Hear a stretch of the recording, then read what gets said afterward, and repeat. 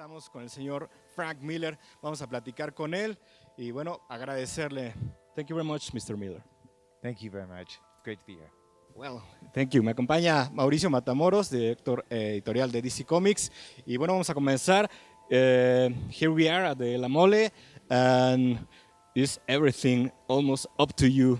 How do you feel about it? It's great. Everybody's been wonderful. Seeing the fans here, they're all so energetic. Everything seems beautiful. So it's been like 30 years since The Dark Knight returns, and the people are exciting. How do you feel about this transcendence in the world with your work, in your person? Oh, it's just a joy. Well, for me, it's every dream come true because it gives me. I'm paid to do what I would want to most do for fun, and on top of that, it gives me terrific freedom as an artist to move in different directions, both into all my new material like Sin City and 300 and Xerxes, but also to come and revisit these legends like Batman and Superman. Here in Mexico, we are publishing for the third time Dark Knight, and the people are exciting. We are now with a race edition, and it's like there's no enough with your work. Well, then I'll just have to keep doing more of it. Yeah. Okay, and what can you tell us about the Superman Year One that is coming?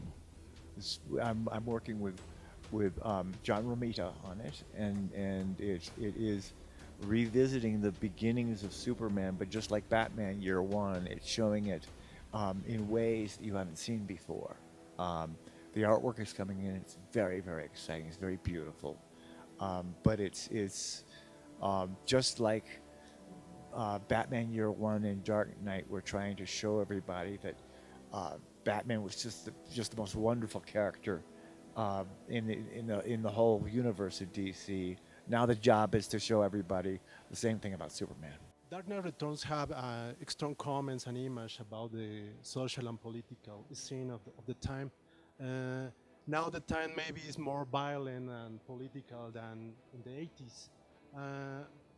What do you think of this? How do you have to represent this on the superhero today? The idea is to always react to what is going on at the time.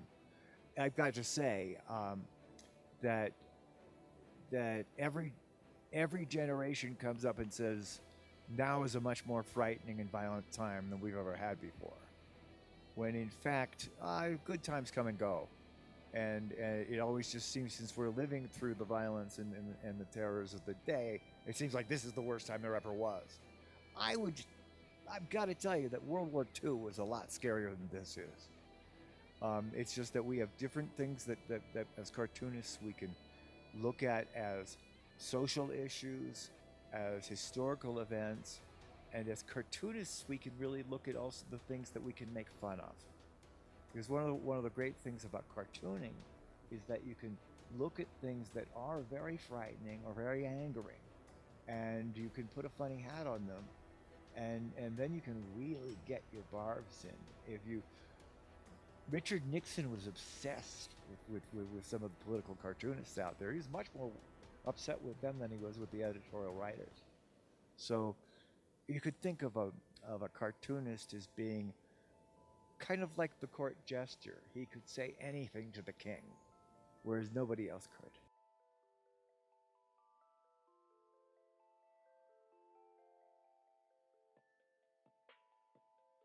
It's a question that gets asked every time out.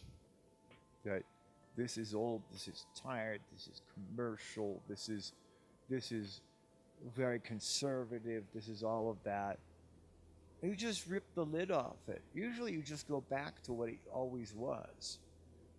And you go back to the age when Batman was a terrifying guy who dangled criminals off rooftops, or Superman would go to the front of a battlefield and take the generals from both sides and put them in the front lines and say, "You two sort this out," challenging them to solve the war rather than to kill their soldiers. So the superhero can be anything you want it to be, but Superman was not created as a conservative character.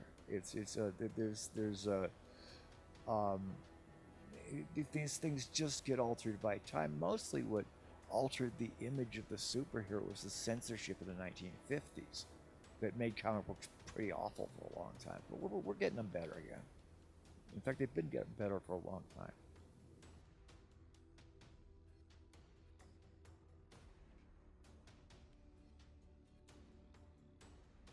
We argue a lot.